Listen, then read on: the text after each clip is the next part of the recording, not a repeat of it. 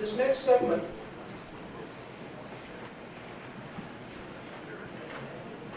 of our symposium on the road to human space settlement is called 1% for the Future. The speakers for this segment this morning are listed as Gordon Woodcock, who's Executive Vice President of the National Space Society, and Robert Zubrin, who's also the Senior Vice President of the National Space Society. Unfortunately, Gordon, who comes with a long history of involvement in space manufacturing as chairman of our policy committee, after his retirement from Boeing, went to work for a startup company. And startup companies apparently get last-minute calls to work on holiday weekends. So Gordon is not going to be here. In his place, we've asked to carry out this segment Pat Dasch. Pat, as almost all of you know, is Executive Director of the National Space Society, and it is her enviable or unenviable task in Washington to take the vision of our NSS members, the policy of the National Space Society as an organization, and to have them implemented into national policy and then report to us the following year on all her successes. Bob Zubrin, as mentioned, is the Senior Vice President of the National Space Society. Bob first came to the attention of the general space community back in 1989 when he was the featured speaker at our International Space Development Conference in Chicago, where he unveiled a very interesting concept of using a Martian hopper that would refuel from the atmosphere to go to different locations on the planet all on one mission. And we all know where that idea led. Bob also has served on the Board of Directors of the National Space Society. He's currently director and formerly was also a chair of our executive committee. Now, I'd like to repeat again what I said this morning, and I don't think we can repeat this often enough. A bunch of tin cans circling around our head is not a space program. It's not what people think of space, it's not what they dream of, it's not which will revitalize our society, our civilization, and our planet. We need, it's almost our mantra, a space program that goes somewhere. Here, here. We want to go to the moon, we want to go to Mars, we want to go to both of them simultaneously, we go to one or the other, we want to get off the planet. Now, unfortunately, programs to get off the planet do not spring full-blown. They are all based on assembling technologies to make the whole thing work. A year ago, Bob Zubrin was talking about what we could do about doing this, and Bob said basically that we should do, we simply earmark 1% of the NASA budget for the future. And this struck a nerve in a lot of people, because essentially, if you read the newspapers, NASA has essentially had to hide programs that involve getting people beyond Earth orbit. And we took this idea to the National Space Society Executive Committee, which adopted it as a National Space Society policy, and we are now working with Mars Society and other space organizations to try to get this concept engrafted in regulation and national space policy. Which, by the way, I do believe states that humans in other worlds is our ultimate goal, but it's certainly well buried. In any event, to give you an introduction on this idea, which is something, when all said and done, you can take home with you, and you can actually do something to build support for this idea. Now, one thing we all know in the space movement is nobody can express an idea like Bob. I know Bob, I'm a friend of Bob's, I am no Bob, so I'm going to introduce you to the real Bob.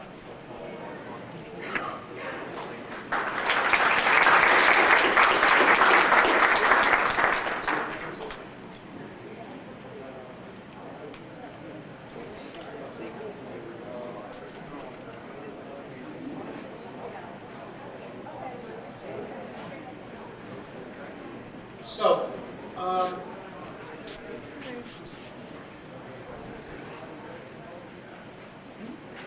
what I want to talk with you about today is about how we seized an opportunity. Because I believe that despite all the problems there have been in the space program recently, if we take the current situation as a whole, it is one of a tremendous opportunity to initiate a human breakout into space. The reason why is this. is that we are now approaching, by the way, the turn of the millennium, and we are doing this at a time that is unprecedented in human history, unprecedented prosperity. The federal government is literally flush with money in a way that has never been the case before. And but if we look at this problem right now of getting the space program to go somewhere, and I think it's no secret that I believe where it needs to go right now is Mars. Mars being the planet that has on it all the resources needed to begin a new branch of human civilization. And I think that that's ultimately what the human venture into space is about. It's positioned to do so. Okay, that is, there are people out there who like to make excuses for not doing anything, and and come up with various technical concerns associated with, for instance, a human Mars mission. And there are various technical concerns associated with a human Mars mission. But if you take the problem as a whole, we are much better prepared today, technically, to send people to Mars than we were to send people to the moon in 1961 when Kennedy started the moon program. And we were there 8 years later. Much better prepared. There are things we'd like to know scientifically about Mars before people land on Mars. But once again, we know vastly more about Mars than anyone knew about the moon in 1961 when Kennedy launched the moon program. We are, as I alluded to earlier, much better prepared financially. The United States today has 3 times the GNP in real dollars that it had in 1961. 3 times. And if this was done as an international program invoking the other Western powers, you're talking about, and Japan and Canada and Europe, we're talking about approaching this problem with 10 times the material base that was available in 1961. We are far better prepared militarily. Okay, that is, while the Cold War did act, of course, as a moral spur to move us into action in 1961, from a material point of view, it was deleterious. Okay, most of the money in the U.S. government in 1961 was going to war preparations.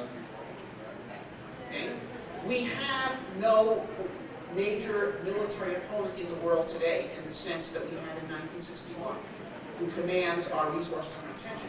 In 1961, it was possible for people to say, why are we spending all this money to send people to the moon when we need to be building more atomic bombs? Okay. It's not heard that often right now. Now, so we have this opportunity, and of course we do have a new administration coming in, which has an opportunity to chart a new set of priorities. And the space station program, by no means complete, in fact, it's just sort of seriously getting moving finally, at least therefore we can start seeing light at the end of the tunnel, and people in NASA who are concerned with the next step, at this point the next step is no longer the space station, but some other next step. Space station is now the current step. What's the next step? So, and if we are to have a space program that goes anywhere, there needs to be a next step. Okay. So the question is, how do we make this happen? Okay.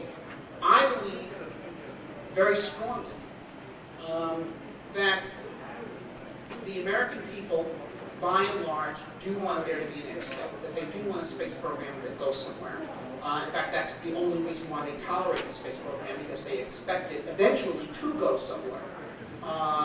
And they're kind of waiting for that to happen.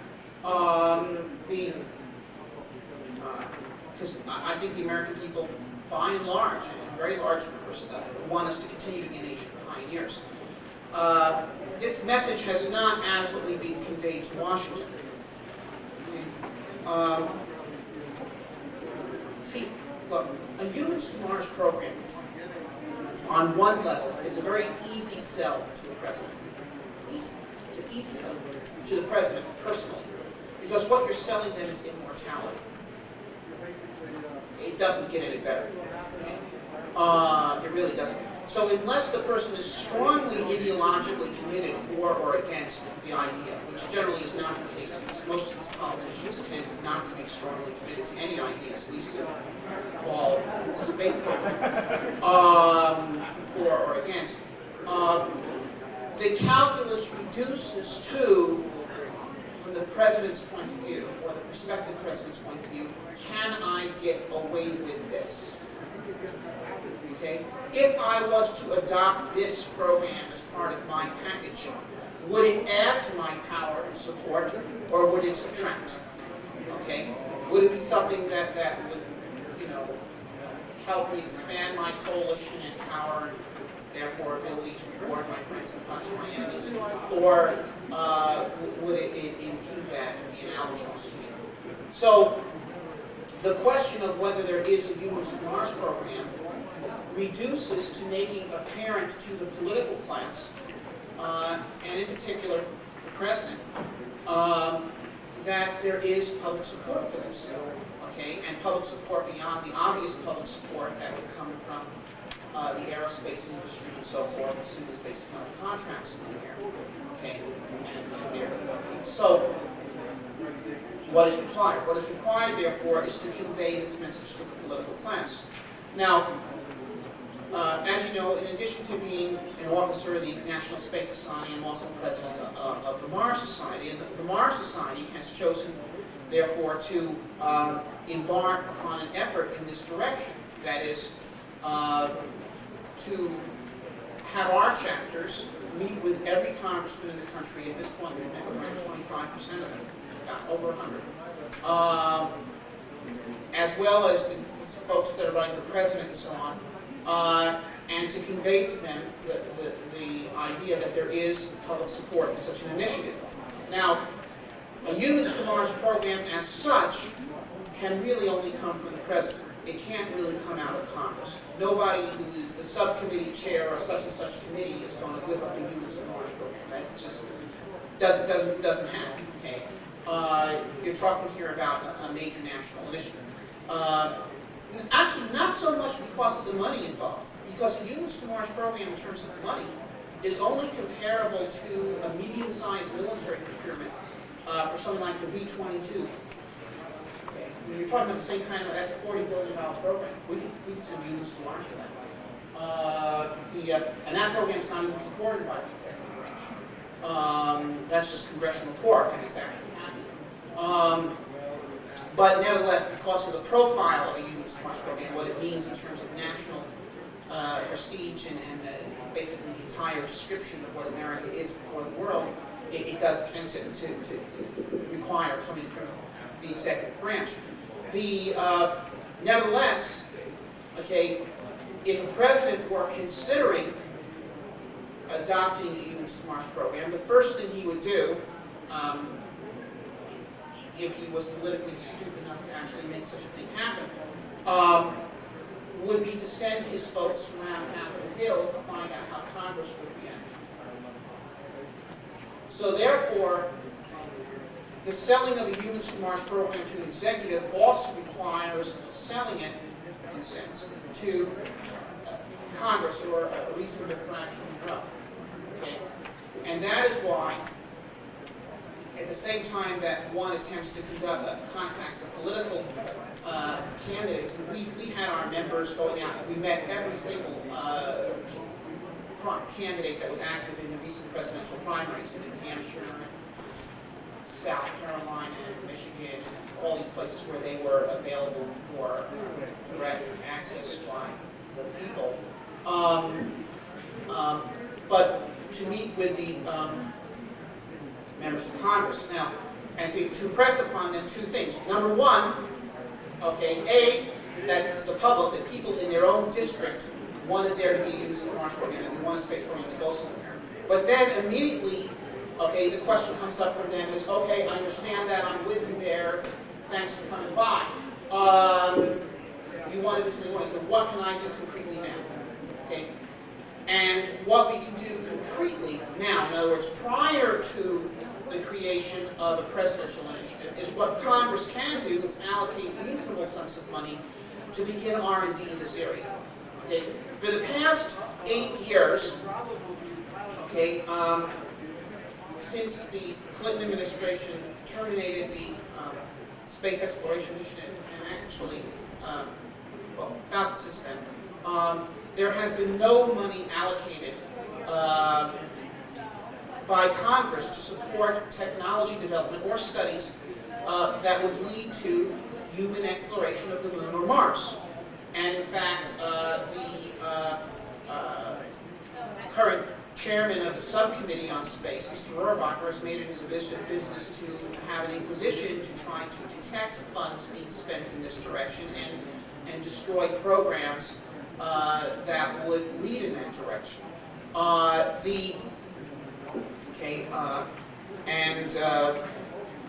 The situation is comparable to after the Chinese brought in their ocean-going, world-exploring fleets and it stopped their global maritime exploration in the early 1400s. The Confucian class passed laws that banned anyone building a ship with more than 2 masts or more than a certain size to make sure that no exploration would occur of any time. We have to change this. There needs to be a budget in NASA, okay, that allows technology development that can start creating the technologies for the moon and Mars. One of the excuses that are brought up constantly by opponents of a moon and Mars program is the technology does not exist. Well, the technology won't exist unless there is an effort to create the technology to do the mission. Okay? Last year, a very good program, for instance, at NASA Johnson Space Center, the Transcat program, was canceled because it was a program to design technology for lightweight habitats to go to Mars, and they were forced to fund it under the space station program. And people said, oh, that's not really part of the space station program. You could make a kind of an argument that it could be used in the space station, but it really wasn't part of the space station program. And so since there was no budget to allow funding of this kind, that program, which was extremely promising, was killed. Okay? Truly long-term regenerative life support needed for human settlement to space can't happen right now. Serious money for advanced propulsion, such as required for human missions, like nuclear thermal rocket propulsion, can't happen right now. Serious money for in-situ resource utilization can't happen right now. One can go down the list of technologies needed for the human exploration and development of space, and unless they can be justified as part of either the robotic exploration program or part of the space station or shuttle program, they can't happen. And we have to change that. Now, and also any serious money for studies on how to do low-cost human exploration and settlement of the human of the moon or Mars or asteroids can't happen right now. Right now, there's a crystal sphere walling us in below Leo. Okay, we got to break it. Okay, now a modest budget in this area would be of tremendous utility. Most of these programs, at least at this stage of the game, do not require that much money. NASA's budget is about $14 billion a year. 1% of that would be $140 million a year. $140 million a year. Okay, we could start substantial technology development in a host of areas across all these disciplines, and also have a significant study activity in terms of being able to refine plans. And plans are important because in order for the Humans to Mars program to happen, NASA really has to be able to throw on the desk of the president or the president-elect, say, here's our plan, phase A, we've got it worked out, we're willing to sign off on this program, here's the cost, here's the schedule, this is the level of risk. We can have humans on Mars within 10 years if you give us the green light on this. Okay? They have to be able to put that together. Right now they are banned from being able to essentially put that kind of plan together. So we need that. Therefore, okay, what is needed is for people in every congressional district in this country to go and meet with your congressman in your local office and talk to them. A, we want a space program that goes somewhere. We want a Humans to Mars program. You should make that clear to the White House that that's where you stand. As long as we're spending $14 billion a year on NASA, we ought to have a space program that actually goes somewhere. Okay? But B, right now, even in advance of any presidential action, that you will support the creation of a line item budget within NASA for $140 million or so a year to start developing the technologies and plans to enable the human exploration of the Moon and Mars. The Mars Society is doing this. I am inviting a National Space Society to do this, to do it even on your own, as your own chapters. Just go do it. Do it with us. Do it as individuals by yourselves. If you don't have a chapter, don't wait. Just do it, okay? We need to be doing this across the country. We need to meet with every congressman. They need to know that it's not just lobbyists with pointy alligator shoes, you know, that want there to be a Humans to Mars program and want this thing to get going. That it's the folks in their own district. So how do you do this? How do you do it? It's easy to do it, okay? It's easy to do it. What you do is you pick up the telephone, okay? And you call information. And you ask for the phone number of your congressman's district office, okay? And then you make a local telephone call, okay? And you call the office and you say, I would like to meet with Congressman X, okay? I'm with the National Space Society. We'd like to talk to him about where the American space program needs to go, okay? The person will say, I'll get back to you. He won't get back to you, okay? So you call him again in 4 days. He will then say, well, fax me a letter about this. You fax them a letter about it, okay? They won't get back to you. You then call them 2 days later and says, oh yeah, okay, I'll work on it. Okay? And then 3 days after that, he'll call you and say, the congressman will be here tomorrow. He has a time slot open between 3 and 3:30. Typically, that's how it will work. Typically, when you get that appointment, it will be on short notice on their part. Okay? Sometimes it won't be. But usually the way this works, since they're not in principle adverse to meeting with you, but they have more important people from their point of view to meet with. And so therefore they're looking for a break in the schedule, which frequently can happen at fairly short notice. Okay, so you say, yeah. And then if you have that appointment and it's Thursday at 3:30, you send out an email to all the other people in your NSS chapter or anybody else you know that agrees with you on this sort of stuff. Okay? And say, okay, we got the meeting at 3. Anyone who can make it, let's meet at the Denny's across the street at 2:45. Okay? And you go. You get to the Denny's at 2:45. Don't eat anything. And leave a tip. Okay. You can just sort of arrange roles. Okay, you'll start it out. You'll talk about this. You don't say anything. And then you go in, and it's fine to go. You can go with one person, you can go with 6 people, you can go with 12 people, okay? And just sit down and talk with them, okay? If you have a sheet in which it's written out what you want to give to them, that's fine too, okay? I've written up a set of guidelines for this campaign for the NSS, and I've given it to Greg Allison, the chapter's chairman, who should make it available. But fundamentally, the concept's pretty simple. And by the way, don't be too worried about getting it wrong.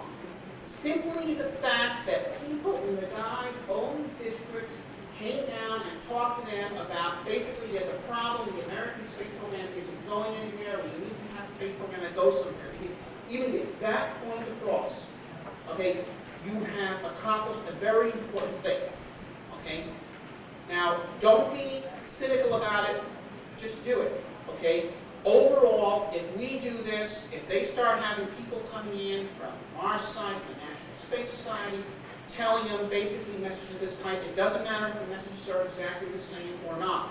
What the point is that they understand that there's an issue among the public that we need to have a space program that's actually going somewhere, that's going with humans beyond Leo, okay, and that we need to start working on this, and there needs to be a budget started to be allocated in that direction.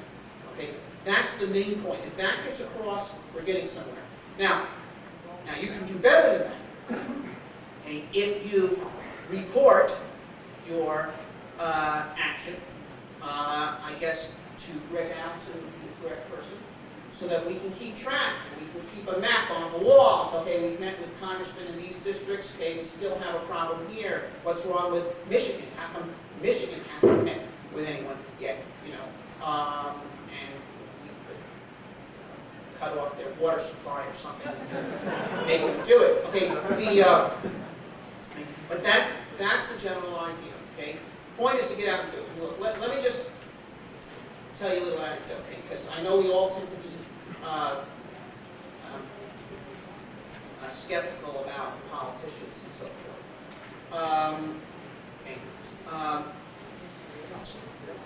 Back around the turn of the century, well, a little before, about 1890s or so, Teddy Roosevelt, young New York aristocrat, was thinking about going into politics. And at this time, politics in New York was dominated by, the political machines and Tammany Hall and corrupt machine politicians and this sort of thing.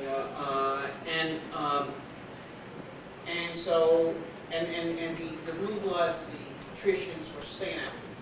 And so at some soiree out on Long Island, where people with Teddy Roosevelt's set were, having drinks, whatever, some of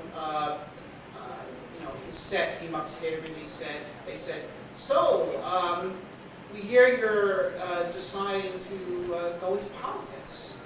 And he said, yeah, that's right. And they said, well, none of us are engaged in politics. And none of our set are engaged in politics. And he said, well, then I guess none of your set are members of the ruling class. So the point is, join the ruling class. Go out and help decide what happens. 1% for the future.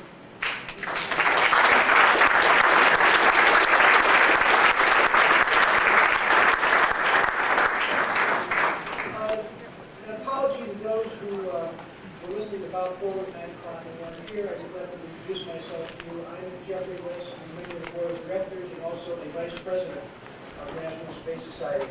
I'd like to, at this point, also pass on an anecdote to you. A number of years ago, I was calling a U.S. senator from the South, which needless to say is not my home state, about a very important space issue. And the staffer on the phone said, gee, we have been getting a lot of calls about that.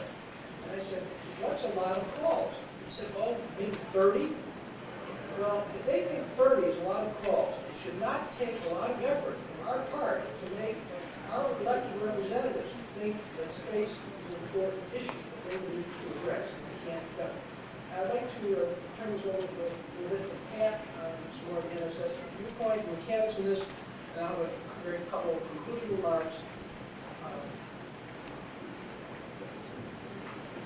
Thanks, Jeffrey. I'll keep this short because I can see we're running up against the clock here. I just wanted to endorse what Bob has been saying. We did discuss the 1% for the Future campaign at our executive committee meeting back in December, and our executive committee got behind this. I do think it's important to kick it off now.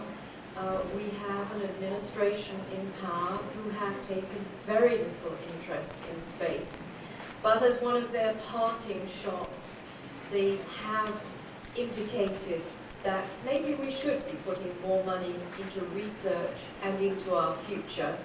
I'll take some credit for that. I got on the Diane Reen show in December and said my major concern about the space station was that it really erected a barrier to thinking and planning for the future of humans in space, because it is such an enormous financial burden on us at the moment. And a couple of weeks later, I got a call from someone in the administration and said, what is this? And I said, I'm thinking 20, 30 years downstream. And we talked. And little by little, you've seen an increase in the rhetoric coming out of the administration. It is political rhetoric, but I think a campaign like 1% for the Future, which is very modest, as Bob says, allows us to jump on that and say, yes, we're concerned and we want action, and we're not asking a lot. This is what we want, and we want it now. And it won't be hard for us to make our voice heard. We will put the guidelines up at the website, and maybe as we have a discussion period here briefly, you can suggest to us or talk to us offline about the sort of things you'd like to see at the website to assist you. And we want you to come back to us, because by publicizing what you achieve, we can tell the story, broadcast the story, and build momentum for this program. It's your future. You've got to work to shape it. The very strength of NSS is the size of our membership. You are our resource, and you need to speak to your congressman about your future, because you, more than me or Bob, are the people they listen to. So please get with us. We'll be talking to you. We'll be posting things. You'll be getting things in the mail. There will be pieces in Ad Astra. Let's go to work, because people are not thinking about space and our future as we move into this election cycle. And this is one campaign that can change that. Thank you.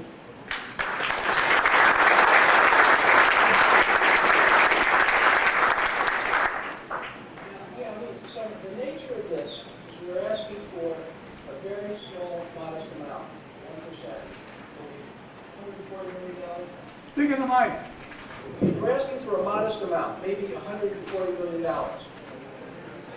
You may get a question, well, is that $140 million to be carved out of the current NASA budget, or $140 million incremental? The answer is, we would of course prefer an incremental 1%. If we can't get that, and this year in the near term we may not, we'll settle for earmarking 1% of the NASA budget. But it's our fundamental belief that for a space agency, you want at least 1% of your budget earmarked for a space program to go somewhere. And that should not be a hard concept to sell. And the language we've been using is very simple. You don't have to use the same words. The concept is to develop technologies to allow sustainable exploration of the Moon or Mars. Human enabling technology, very simple. And another factor in this campaign, which makes it especially attractive to space advocates, particularly like, as I am, who's totally torn between where to go when. These enabling technologies start now at the bottom of the ladder. It'll be long after we get these in place before we actually have to make the hard decision of which technologies to emphasize, to go to the Moon, to Mars, asteroids, or something else. So regardless of what we think our next out-of-Earth orbit destination is, we all should agree that we need this 1% before we can begin to go anywhere. It is a well-known saying on this planet that a journey of 1,000 miles begins with a single step. I would modify that to say a journey of 250,000 miles or 35 million miles begins with 1% for the future. We should be proud to declare that we want to go off this planet. It is nothing to be ashamed of. It's that kind of vision that makes us Americans, makes us humans, and everyone on the planet should be trying to leave a lasting impact on their lives and make the human condition better. Which is what we have when we have a multi-planet civilization, centers all over the world. Not a lot of work, and open to a few minutes of questions. The 10:45 program will start at 11 o'clock. Let me tell you what you suggested. Back to the envelope. For that budget for each year, for both the lunar and Mars program, for each program, student civil service, 300 contracts, a $250,000 grant to a college in each and every congressional district that would fund 10 to 20 graduate students. So you could have approximately 8 to 10,000 people a year working on these programs, half on one and half on the other.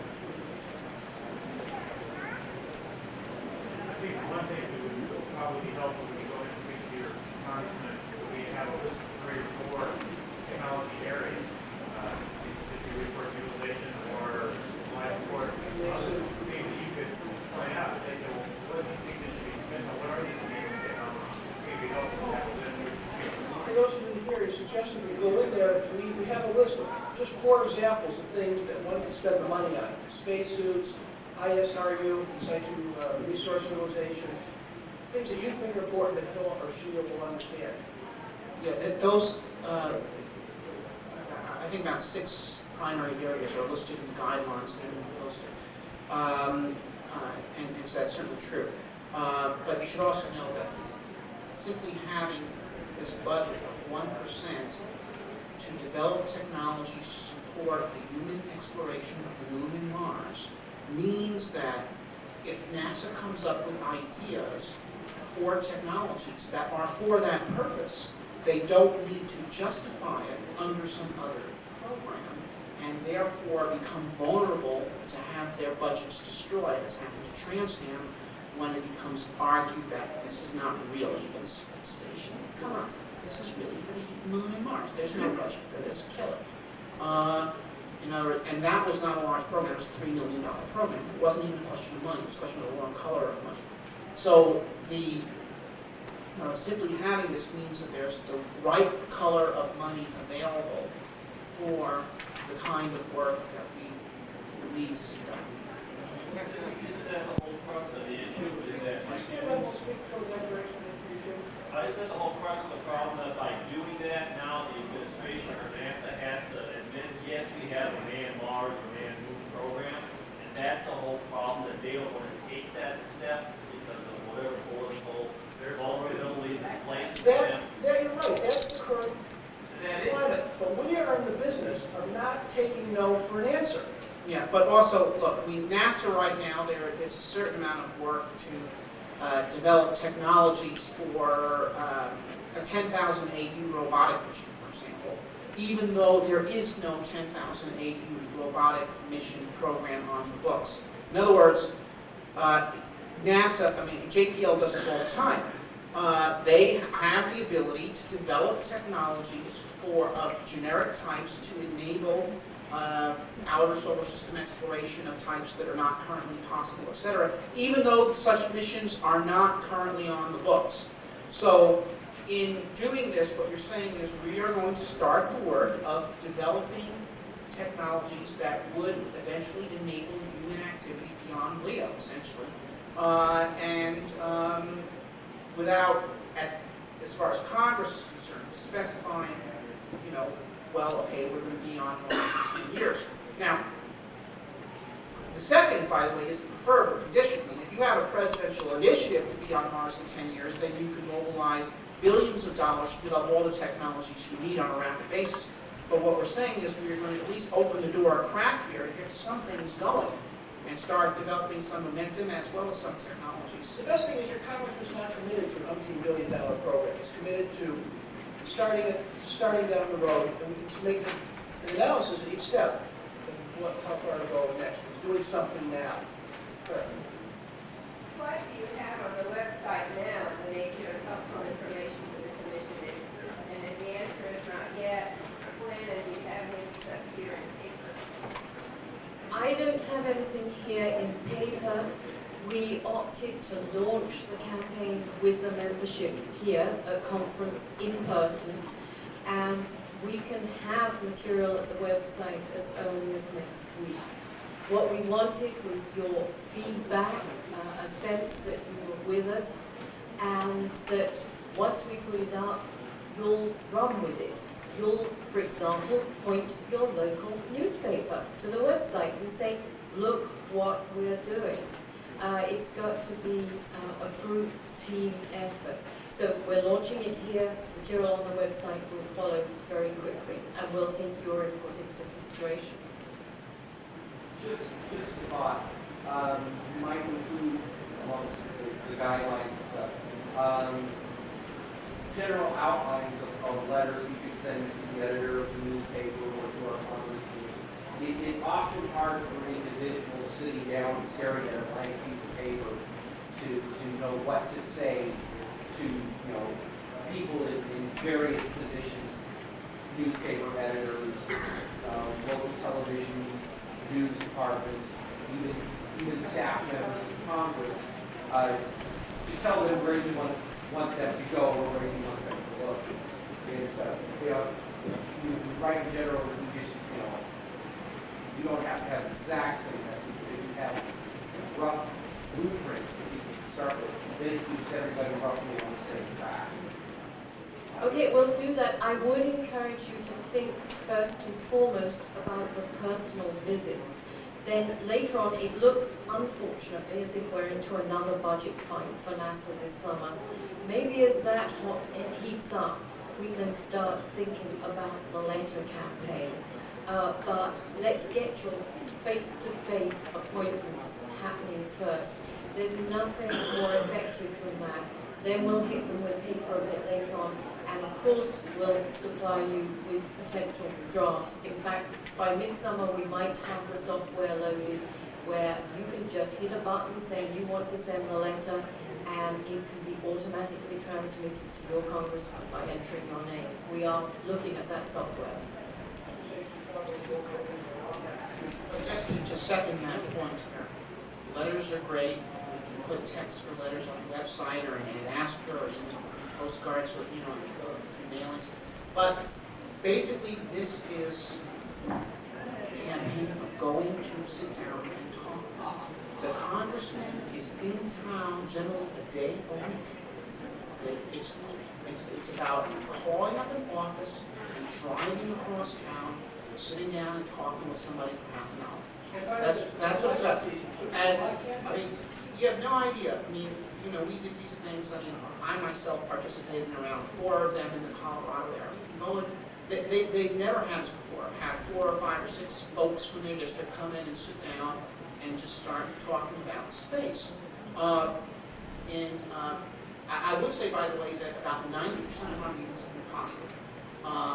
The responses have ranged from, well, I haven't really thought a lot about this, but now that you mention it, as long as we have a $14 billion a year space agency, this is the sort of thing you ought to be doing, to, I'm with you all the way. I don't understand why we haven't gone to Mars already. Why are we supposed to go to that after the moon? Well,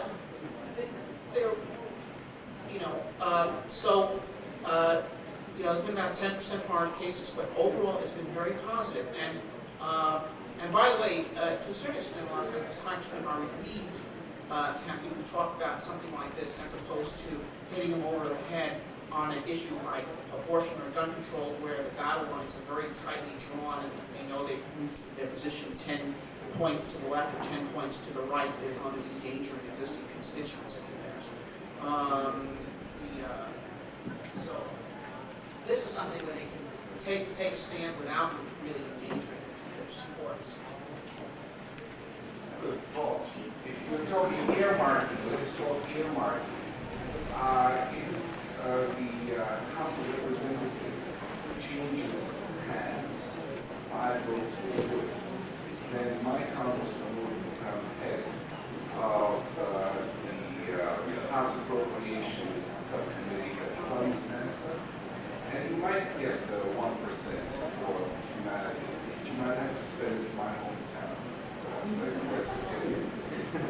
We'll pay your bill or your tip at Denny's to get you that, Michael.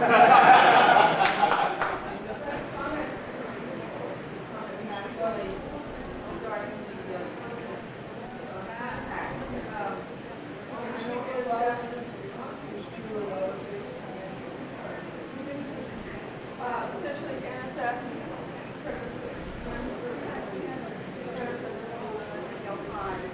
a lot of experience doing drafting and contracting. In addition, I would like to go to the next post station what they call the March storm, because they contacted a lot of users in that area. We would be very delighted if Space Frontier Foundation would join us in this initiative beyond Earth orbit. Yes. Yeah, I was just wondering how many congressmen how many